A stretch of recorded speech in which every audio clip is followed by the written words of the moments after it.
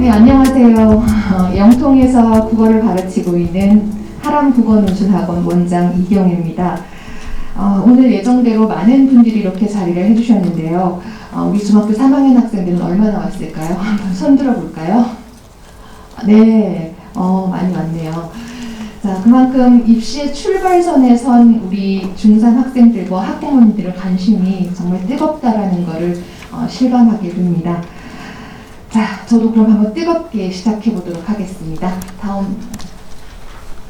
자, 오늘의 주제는 국어 내신 분석 및 고교 선택을 위한 제언인데요. 사실 입시에서 지금까지 고교생들이 가장 주력했던 과목은 오랜 시간 수학이었습니다. 그래서 수포자라는 말이 있죠. 하지만 최근에는 국포자라는 신조어가 나오고 있습니다. 바야흐로 국어가 새로운 승부처로 떠오르면서 최상위권 내에서도 국어에 따라 입시의 운명이 엇갈리기도 합니다. 오죽했으면 대치동에서는 집을 팔아도 안 되는 게 국어다라는 말이 나왔을까요? 네. 그런데 국어는 우리의 모국어이지 않습니까? 말을 배우면서부터 매일 국어로 말하고 생각하고 읽고 쓰기를 합니다. 그래서 독서를 많이 하는 우리 아이들이 국어도 잘할 거라고 말씀을 하시는데요. 네, 맞습니다. 초등 시기 국어와 독서와 논술은 매우 중요합니다. 하지만 그 시기를 놓쳤다고 해서 국포자가 되는 건 아닙니다. 독서와 국어 성적이 반드시 비례하는 것은 아니기 때문입니다. 독서는 국어 성적을 위한 충분 조건입니다. 자, 그리고 국어와 입시 국어 성적은 완전히 다르다고 할 수 있죠. 자, 매년 수능 시험이 끝나면 이구동성으로 이렇게 말하죠. 국어가 제일 어려웠어요. 그런데 자, 내신을 분석한다고 해놓고서 왜 이렇게 설이 길고 수능 타령이냐 하시겠지만 여러분, 내신과 수능은 별개가 아닙니다. 왜냐하면 내신의 출제 경향은 수능의 출제 기조를 따르기 마련이고 특이한 경우를 제외하고는 내신 성적과 수능 성적은 비례합니다. 그럼 국어는 왜 어려운 걸까요? 자, 다음. 국어가 제일 어려워서 다음 넘겨주세요. 자, 이 사진 한번 보시겠습니다. 지금까지 이런 국어는 없었다. 이건 국어인가 과학인가? 과학탐구 강사냐고요? 아닙니다. 온라인에서 점점 극한 직업이 되어가고 있는 국어 강사라는 제목으로 화제가 됐던 사진입니다. 이분은 서울대 출신 국어 강사인데요. 칠판에 물리 그래프, 생명과학, 화학 공식을 잔뜩 그려놓고 강의를 해야 하는 모습이라니 갑자기 그 영화가 생각나네요. 마약반 형사가 잠입수사를 위해 들어갔다가 닭을 수십 마리 튀겨내는 상황이 영화 속에서만 일어나는 상황인 줄 알았더니 국어 강사가 이렇게 극한 직업화 되어가고 있습니다, 여러분. 그러면 우리 아이들은 얼마나 힘들까요? 자, 다음 보시겠습니다. 자, 다음 질문을 한번 보시겠습니다. 은행 채용 시험 문제냐고요? 아닙니다. 2020학년도 수능 국어 37번과 42번 문항입니다. 난해한 경제 용어들이 마치 중공문처럼 밀려들고 있습니다. 이 지문에 딸린 문항은 총 6개 문항이고요. 10분 만에 이 지문을 모두 읽고 완벽하게 풀어내야 합니다.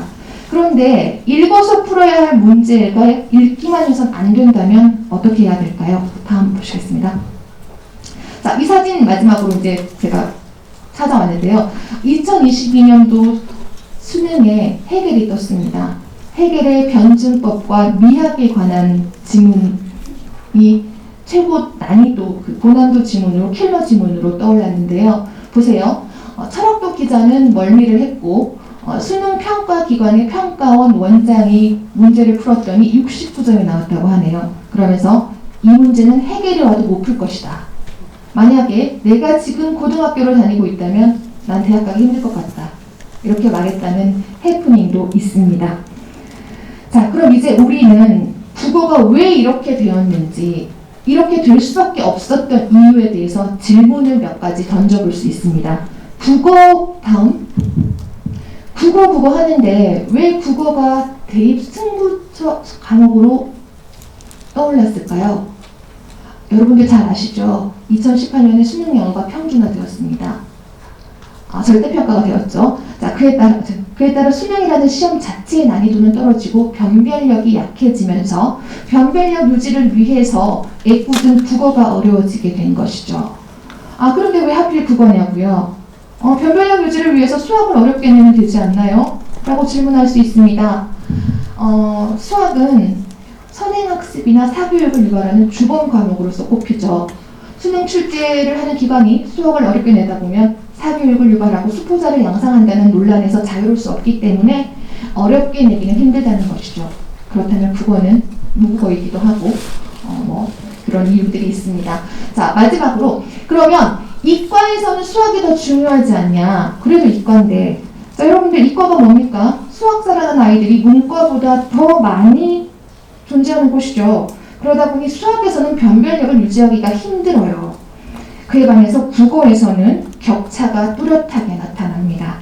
언제부턴가 국어는 자신이 원하는 대학에 갈 수 있는 핵심 발판이 되고 있습니다.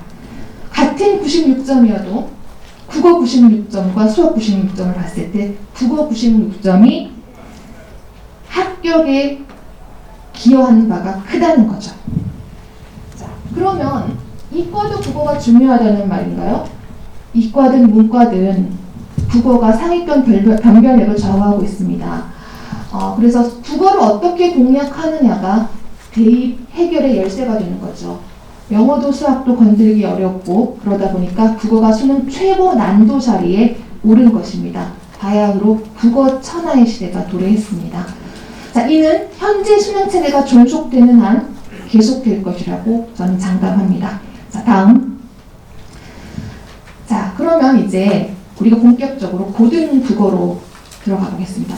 고등 국어는 왜 어려울까요? 국어가 어려운 건 아마도 고등 국어로 넘어가면서 우리 아이들의 국어라는 다른 세계로 들어가기 때문이죠. 다음. 자, 고등 국어 같은 경우는 배경 지식이 있어야 하고 또 한자어나 전문어가 많이 등장합니다. 예를 들어서 이를테면 초등학교 때는 헤어져서 슬퍼요 라고 한다면 중학교 때 가서는 이별의 슬픔, 고등학교에서는 대상의 부재로 인한 예상감의 고조, 이렇게 고조되는 예상감, 이렇게 표현을 하게 되죠. 그래서 완전히 다른 세계로 접어들게 됩니다. 다음. 자, 그러면 고등 국어가 어려운 이유를 제가 5가지로 한번 정리를 해봤습니다. 자, 방대한 학습량, 다양한 형식에 대한 독해력, 교과서 밖의 소재, 융합지문, 단계별 프로세스인데요. 자, 다음 보시겠습니다. 자, 고등국어 어려운 이유는 4개의 영역의 방대한 학습량입니다. 4개의 영역이라고 하면 우리 아이들 고등학교에 진학하게 되면 국어가 4개 영역으로 나뉘는데요. 문학, 흔히 비문학이라고 알고 계시는 독서, 그 다음에 문법을 포함하고 있는 언어와 매체, 화법과 작문, 이렇게 4개로 나뉩니다. 자, 그래서 영역별 학습 방법이 적용돼야 되겠죠. 다음. 자, 문학 같은 경우는 우리 고등학교 11종 교과서의 작품 외에 기출 작품, 그리고 외부 작품까지 그 범위를 한정할 수가 없습니다. 정말 방대한 영역이죠. 그 다음에 독서 영역은 역사, 철학, 미학, 경제, 법, 과학, 기술, 예술까지 다양한 분야의 배경 지식을 요구합니다. 그리고 문법이죠. 우리 아이들이 가장 어려워하는 문법은 개념 암기도 어려운데 거기에서 나아가서 다양한 유형의 문제에 적용할 수 있어야 됩니다. 자, 마지막으로 그래도 조금은 쉬운 우리 아이들이 가장 많이 선택하는 화법과 작문입니다. 난이도는 어렵지 않지만 지문의 길이가 길기 때문에 읽기에 많은 시간이 소요됩니다. 여기서 잠깐 제가 말씀을 드리자면 이제 수능에서 공통 과목은 문학과 독서 영역이고요.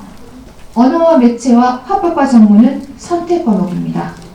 그런데 제가 이 부분에 대해서도 다시 말씀드리겠습니다. 다음. 자, 다양한 지문 형식에 따른 독해력이라고 있는데요. 여러분들 언제부턴가 2017년부터 수능 국어의 지문이 굉장히 길어졌습니다. 그래서 긴 지문일 경우에는 제한된 시간에 많은 양의 정보를 이해할 수 있어야 된다는 점이 어려운 것이고요. 그 다음에 그에 비해서 짧은 지문은 좀 쉽지 않겠느냐 생각하지만 한정된 지문을 통해 가지고 이해와 추론할 수 있는 능력이 요구가 됩니다.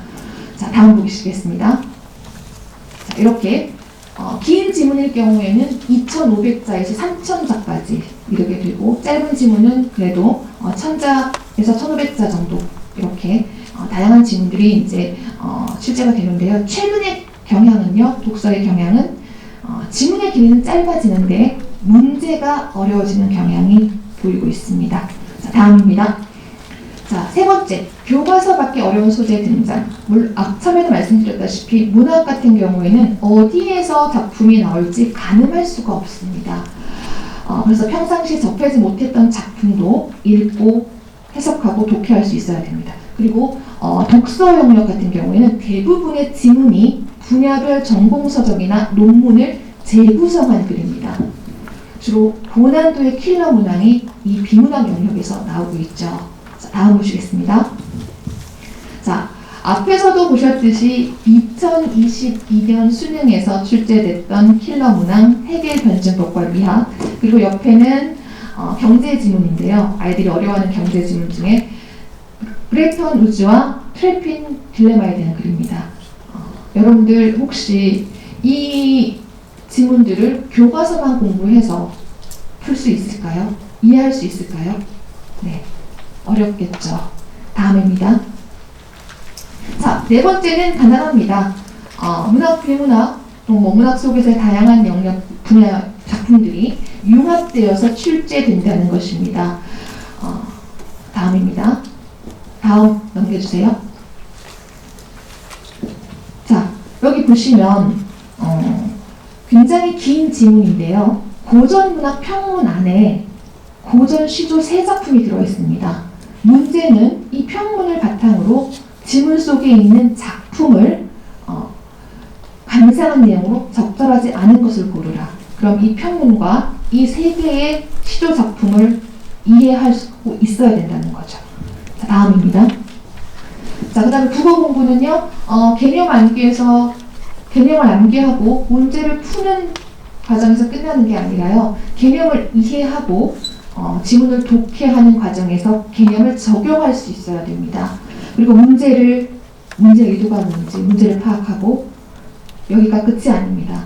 5개의 선지, 난해한 선지들을 작품에 대입해서 해석 과정을 거친 후에야 정답을 찾아낼 수 있습니다. 자, 이렇게 5가지로 국어가 어려운 이유를 살펴봤는데요. 자, 그럼 이제 본격적으로 오늘의 타겟인 고등학교 1학년 국어는 어떻게 구성이 되는지, 어떤 부분이 주를 이루는지 살펴보도록 하겠습니다. 다음 넘겨주세요. 자, 고1 국어 내신의 특징은요, 전반적으로 내신과 수능이 동시에 준비해야 된다는 특징입니다. 이를테면 내신형 직관형 문제와 수능형 사고력 문제가 죄송합니다. 융합되어서 출제된다는 게 특징입니다. 그리고 1학년 국어에서, 내신 국어에서 핵심은 문학과 문법입니다. 고등학교 1학년 4번의 시험에서 문학은 피해갈 수 없는 영역입니다. 그래서 고교 진학 전에 문학 개념은 반드시 숙지하고 완료되어 있어야 됩니다. 자, 다음입니다. 자, 분야별로 살펴보면 문학은 개념이 90%를 차지합니다. 그래서 이 문법은 개념이 90%를 차지합니다. 이 문법을 중학교 3학년 겨울방학까지 완료가 되어 있다라면 우리 친구들이 고3 때 수능 선택에서 언어와 매체를 선택할 수 있죠. 자, 근데 왜 나는 사실 문법이 너무 어렵고 언어와 매체 선택 과목이니까 난 문법은 패스할래. 안 됩니다. 2021학년도입니다. 2021학년도 국어 응시자 중 30%만이 언어와 매체를 선택했는데요. 자, 국어 만점자는 모두 언어와 매체를 선택한 친구들한테서 나왔습니다. 그리고 합법과 작문보다 표준 점수가 훨씬 높죠. 그러다 보니까 상위권 아이들일수록 언어와 매체, 즉 문법이 포함된 언어와 매체를 선택한다고 보시면 됩니다. 자, 다음입니다. 자, 문학은 개념과 독해가 50대 50이죠. 자, 수능 선택 과목에서 문학을 시간 단축을 하려면 중학교 과정에서의 문학 개념을 정리해놓고 있어야 되고요. 그 다음에 고전 문학 같은 경우는 우리 아이들 중3 겨울 방학 때 1차 선행을 시작할 필요가 있습니다. 아이들이 문학에서 어려워하는 영역이 현대 문학보다는 고전 문학 영역이기 때문입니다.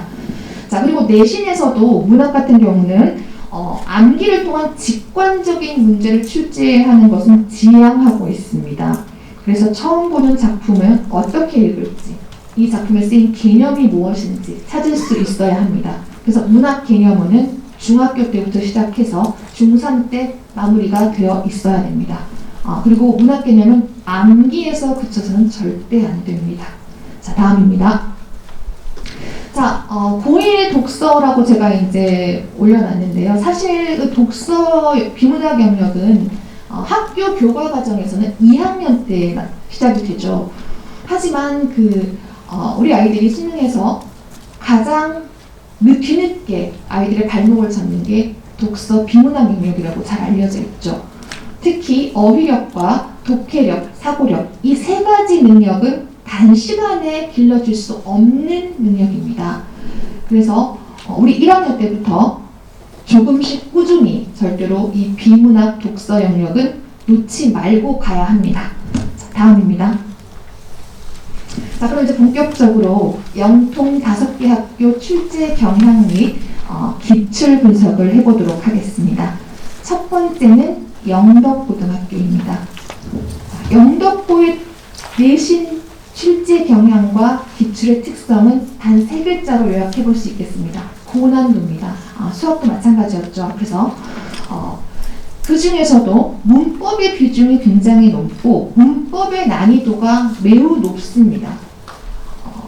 그래서 문법에 있어서의 확장적 사고가 요구된다고 볼 수 있겠습니다. 왜냐하면 난해한 선지를 통해 가지고 답이 명확히 보이지 않는 그런 형태의 문제들이 대부분이고요. 그리고 문학 같은 경우는 학교 프린트를 통해 가지고 외부 지문을 제시하고 있긴 하지만 문학은 그다지 난이도는 높지 않은 편입니다. 자, 그럼에도 불구하고 제가 앞에서 말씀드렸다시피 내신과 수능은 별개가 아니라고 제가 말씀드렸고 그렇기 때문에 내신도 수능의 출제 기조를 따른다고 말씀드렸잖아요. 자, 그러면 영덕고 같은 경우도 수능형의 문제로 보기를 제시하고 작품과 연계하여서 감상을 묻는 문제가 대부분입니다. 그래서 그리고 선택지 또한 5개가 난해하게 헷갈리게 출제가 되기 때문에 답을 명확히 찾기 어려운 문제들이 많습니다. 자, 문법은 단순 개념 암기만으로는 풀기 어렵죠. 특히 개념을 보기로 제시하고 선택지에 적용, 분석하는 고난도의 문제가 문법에서 출제가 됩니다. 자, 그리고 최근에는 문법 문제의 보기와 지문이 더욱 길어지는 경향을 보이고 있습니다. 다음 보시겠습니다. 자, 영덕고 기출 문제입니다. 자, 이렇게 방대한 양의 보기 지문이 제시가 되고 그 다음에 이 선지 5개도 길이가 만만치 않죠. 그래서 이 아이들이 작품도 이해해야 되고 외부 지문인 보기 지문을 이해해서 작품에 이 보기를 대입한 뒤에 또 선지 5개를 또 읽고서 해석한 뒤에야 정답을 찾을 수 있는 겁니다. 자, 대부분이 이렇게 보기를 제시하는 수능형, 즉 모의고사 변형 형태로 출제가 되고 있습니다. 다음입니다. 자, 그 다음에 전으로 한번 다시 올라가 주시겠습니까? 앞으로. 네. 자, 제가 그러면 이제 대비 방안과 학습 전략을 말씀드려야 하는데요. 학교에서는 프린트를 중심으로 수업을 진행합니다. 그렇기 때문에 이 프린트는 완벽히 숙지를 하고 있어야 되겠죠. 그 다음에 문법 같은 경우도 단순히 문법 개념을 다 암기하고 있다고 끝나는 것이 아닙니다. 문제에 적용하는, 즉 심화 문제에 적용하는 연습을 꾸준히 해야 하며 개념 하나 분석하는 연습을 하고 해야 됩니다. 그리고 시험 문제에서는 세부적으로 확인해야 할 부분들이 굉장히 많기 때문에 아이들이 시간이 부족할 수 있습니다. 그래서 시간 내에 문제를 다 풀 수 있는 연습도 같이 해야 됩니다. 자, 다음으로 넘어가겠습니다. 자, 다음은 태장고입니다. 태장고의 전반적인 특징은 수능형 내신이라고 할 수 있는데요. 제가 앞에서도 얘기했지만 대부분의 내신 문제도 이제는 수능형 출제 기조를 따라가고 있다고 말씀을 드렸습니다. 자, 대부분의 문제가 수능형으로 출제가 되고요. 특히 문법의 경우 모의고사 기출 변형 문제가 대부분입니다. 그래서 내신과 수능을 동시에 준비해야 된다고 보는 거죠. 자, 다음은 문학입니다. 교과서 작품과 외부 작품을 연계해서 문학은 다소 문법에 비해서 쉽게 출제되는 경향을 보이고 있습니다. 그래서 교과서의 기본적인 부분까지 세부적으로 다루고 있고요. 자, 고난도 문제는 역시나 보기를 활용해서 분석하는 문제가 등장합니다. 자, 문법은 태장고에서의 내신에서의 문법은 매 학기 전체 문제의 3분의 1을 차지합니다. 그리고 대부분이 말씀드렸듯이 보기를 제시하고 선지에 적용하는 문제. 그리고 태장고 같은 경우는 교과서 외에 배포된 학습 자료집을 통해서 수업이 됩니다. 그리고 그 속에서 세부적이고 난이도 있는 문제가 출제가 되죠. 근데 이제는 교과서만 봐서는 절대로 우리 아이들이 영덕고나 태장고 같은 경우는 고득점을 받기가 어렵다라는 거죠. 자, 다음 보시겠습니다. 자, 이게 태장고 기출 문제인데요. 문법 문제를 한번 보시겠습니다. 이 문법 문제가 반 페이지를 차지합니다. 문학도 또한 반 페이지를 차지합니다. 예를 들어서 이제 의문의 변동을 묻는 문제인데 의문의 체계를 완벽하게 암기하고 있어야 되고 발음 기관의 위치까지 암기해서 문제를 풀어야 되는 그런 유형의 문제가 등장합니다. 자, 문학은 시험 범위가 교과서 외부 작품까지 포괄을 합니다. 보십시오. 5개의 선지가 다 외부 작품으로 구성되어 있습니다. 감상 방법을 정확히 숙지한 뒤에 문제에 적용할 수 개념과 감상 방법을 정확히 숙지한 뒤에 문제에 적용할 수 있어야 되고 작품의 내용 및 표현법 등 기본적인 개념이 충실하게 공부를 해야지만이 외부 작품, 낯선 작품이 우리 앞에 놓인다고 해도 이해하고 독해할 수 있게 되겠죠. 자, 문법은 수능 변형 문제를 통한 고난도 문제에 대비해야 됩니다. 교과서 외에 배포된 학습 자료집을 숙지하고 다수의 기출 문제를 통해서 문법 개념을 적용하는 훈련을 하셔야 됩니다. 자, 다음입니다. 자, 망포고 같은 경우는 전반적인 특징을 제가 이렇게 말씀드리고 싶습니다. 난이도와 점수의 반비. 망포고는 사실 타 과목에 비해서 국어 난이도가 굉장히 높은 편입니다. 그래서 난이도에 비해 가지고 평균 점수가 굉장히 낮은 편이죠. 자, 그럼 문학의 출제 비중이 높다고 제가 했는데요. 역시나 망포고는 문학의 출제 비중이 높기 때문에 전체 문제의 60% 이상이 문학으로 출제가 됩니다. 그리고 교과서 외의 작품인데 미리 알려주지 않은 교과서 외의 작품도 등장하기 때문에 우리는 문학에 대한 폭넓은 시각과 개념 적용을 요구합니다. 자, 그 다음 문법입니다. 문학에 비해 문법의 난이도는 상대적으로 낮습니다. 난이도는 낮지만 역시나 수능형으로 출제가 되고 있습니다. 단순 개념을 묻는 게 아니라 보기를 제시하고 선택지에 응용하는 문제죠. 자, 다음입니다. 자, 그렇다면 기출문제 한번 보시겠습니다. 지문 하나에 작품이 총 4개가 실려 있습니다. 그리고 그 중에서 공통점을 고르고 거기에서 적절한 것, 적절하지 않은 것을 판단할 수 있는 문제가 출제가 되죠. 그래서 이렇게 문학의 출제 비중이 높기 때문에 평상시에 교과서 외에 문학의 주요 작품을 두루 학습해 놓아야 합니다. 자, 문학은 모의고사 기출문제 중심으로 학습을 하셔야 됩니다. 자, 우리가 기출문제는 반드시 모든 문제를 다 풀어봐야 합니다. 기출은 바이블입니다. 자, 문법 문제의 경우에는 기본 개념을 숙지하고 다양하게 응용할 수 있어야 되는데요. 역시나 문법은 개념을 선택지에 적용해서 묻는 문제로 출제가 되고 있었습니다. 네, 다음입니다. 자, 서천고 같은 경우에는 전반적인 특징이 교과서 과정에 충실해라 라고 제가 수업도 마찬가지였죠. 교과서 과정에 충실해라. 특히 문법의 출제 비중이 높고요. 그렇다고 해서 문법이 난이도가 높은 것도 아닙니다. 그에 반해서 문학의 출제 비중이 높고요. 죄송합니다. 그렇다고 해서 이제 난이도가 높은 건 아니고, 문법 같은 경우는 주로 교과서에 나오는 예문과 단어들로 출제되어 있어가지고 난이도가 높지 않습니다. 뒤에 다음 한번 보시겠습니다. 다음 보시겠습니다. 자, 그런데 서천고는 어렵지는 않으나 배점이 높은 서술형 문제가 출제가 됩니다. 첫 번째 기출문제를 보시면 허생전을 읽고서 보기에 따라 서술형으로 답을 작성하는 문제인데요. 난이도는 어렵지 않습니다. 근데 배점이 높습니다. 자, 그 다음에 문법 문제 한번 보시겠습니다. 문법 같은 경우는 정말 기본 중에 기본적인 문제, 평이한 문제입니다. 문법 같은 경우 기본적인 개념만 알고 있어도 풀 수 있는 문제들이 출제되고 있습니다. 자, 서천고는 각 단원에서 학습해야 되는 기본적인 내용 위주로 문제들이 출제되기 때문에 교과서와 자습서 숙지는 필수겠죠. 그리고 논술문항의 점수 비중, 배점이 높기 때문에 이에 대비해서 핵심적인 내용은 서술형으로 쓸 수 있는 연습을 해야 됩니다. 그리고 교과서 작품과 연계되어 출제되는 외부 작품에 대비하기 위해서 문학개념 숙지는 필수고요. 서천고는 사실상 최근에 점점 문제의 난이도를 좀 높여가고 있는 추세입니다. 작년에 입시 결과도 나쁘지 않았고요. 그런 경향을 보이고 있습니다. 네, 다음입니다. 자, 청명고입니다. 청명고는 전반적인 특징이 전형적인 내신형. 자, 문학과 문법 모두 고르게 출제가 됩니다.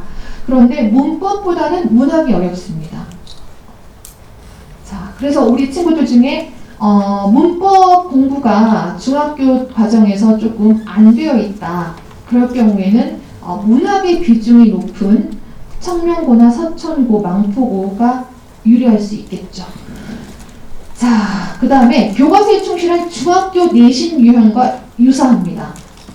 기출문제를 보시면 아시겠지만 수능형보다 내신형, 굳이 제가 수능과 내신은 별개라고 얘기했지만 우리가 굳이 구분을 한다면 내신형에 가까운 문제들입니다. 어쩌면 중학교 내신형 문제 수준이라고 볼 수도 있을 것 같습니다. 기출문제 한번 보시겠습니다. 자, 보십시오. 1번, 2번, 3번은 문법 문제입니다. 문법 문제가 아주 단촐합니다. 개념을 묻는 직관적인 문제들이죠. 그렇기 때문에 교과서 위주로 세밀하게 분석을 하면서 이해를 한다면 문법 문제를 푸는 데는 큰 어려움이 없을 것이라고 판단됩니다. 자, 그 다음에 이제 문학 문제도 하나 실렸는데요. 문학 같은 경우는 역시나 보기를 제시하고 문제를 선택하는 유형입니다. 자, 그리고 청명고도 서술형 문제가 출제가 됩니다.